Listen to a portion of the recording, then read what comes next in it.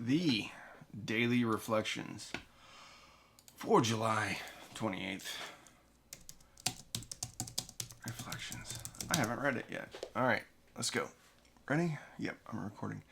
Those who still suffer.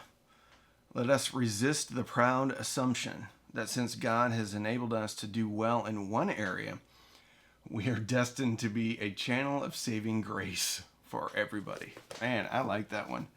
It's got a little sarcasm laced in there. That comes from AA Comes of Age, page 232. AA groups exist to help alcoholics achieve sobriety.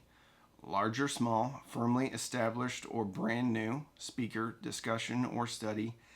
Each group has but one reason for being, to carry the message to the still suffering alcoholic. The group exists so that the alcoholic can find a new way of life, a life abundant in happiness, joy, and freedom. To recover, most alcoholics need the support of a group of other alcoholics who share their experience, strength, and hope. Thus, my sobriety and our program's survival depend on my determination to put first things first. This is a good one. Okay. Let us resist the proud assumption that since God has enabled us to do well in one area, we are destined to be a channel of saving grace for everybody. That's interesting. Proud assumption. I don't know if I struggle with this one. I guess in one way I do, because I talked to my wife that I don't sponsor anybody, or at least I think I have one sponsee. It's in name only. We just talk. We never really work on anything. Destined to be a channel of saving grace for everybody. Well, I mean, that's pride. I think it's interesting because I don't know if I've said this before, but people of my age and probably older, if we take yourself back to school, maybe it is. Say you weren't good at math or you weren't good at English. The vibe I got from my parents is that you just need to work harder. Buckle up, put your boots on real tight, lace them up, and get out there. Go work on it. Or if you're in sports, if you're not good at a certain thing, then you just got to concentrate on that. Shoot 1,000 free throws a day. Now, I think there's some validity to that, because wasn't Michael Jordan really bad at free throws? Anyway, I think there's validity to working on things you can improve.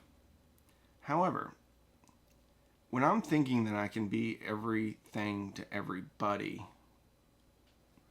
that kind of expands. And I was talking to my brother. I hired my first person. And I was talking to my brother about hiring because he's very business savvy and successful in the business world. And he told me, hire slowly, fire quickly. And we were talking about why I was hiring somebody to begin with. And emails, scheduling, logistics stuff, organization. There's certain things that I'm not good at. And I've been successful despite of these things. But there's people out there that are good at those things. So I can spend a lot of my time working on the things that I'm not good at and get not as much accomplished, or I can hire somebody to do those things that I'm not good at, but they are good at, probably naturally. And it led me to kind of have a bit of a epiphany about I don't need to work on the things I need to work on the things that I'm not good at from a character defect standpoint. But it doesn't make sense that we have innate characteristics or gift given to us by God that just stuff comes naturally to us. And we should concentrate on those things. And so I put this weird level of success in the program as being sponsoring people. That I'm legit in sobriety if I'm sponsoring people. But I'm good at this. I'm good at making videos. And I might be able to reach or share my experience, strength, and hope with more people by making videos than by sponsoring people one-on-one. Okay? Okay. Going back to the group exists. So I go to a lot of meetings where a little bit of sobriety. Anyway, the majority of the people that I see at meetings are my friends. And occasionally we get newcomers come in. I don't get to see people pick up a Desire chip very often. And it's interesting because my mindset as I go to meetings to stay sober. My mindset is not I go to meetings to carry the message to the alcoholic who still struggles. I don't think that way. And I love this program because it's all about paradigm and perspective shifts. PPS. You can use that acronym if you'd like. Paradigm and perspective shifts. And this is shifting both, really.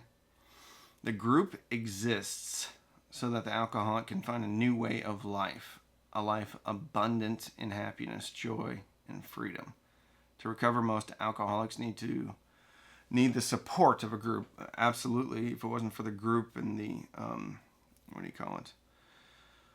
where people get together, it's a church word. It's not camaraderie. Anyway, everyone probably is thinking of it right now.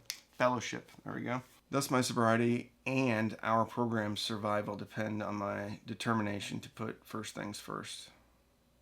I love it how they kind of tie that back in to one of those things that we hear all the time, and then I dismiss it, but first things first.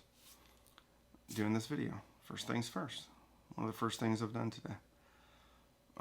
Anyway, it's really good. Proud assumption. What I got out of this today is concentrate on my strengths. My strengths can help other people. New way of life, new, abundant, happiness, joy, freedom.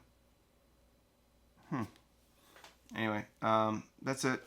Have a great day. If you're struggling to get sober, go to a meeting and get a sponsor. If you are sober, go to a meeting. Talk to your sponsor. Thanks for watching.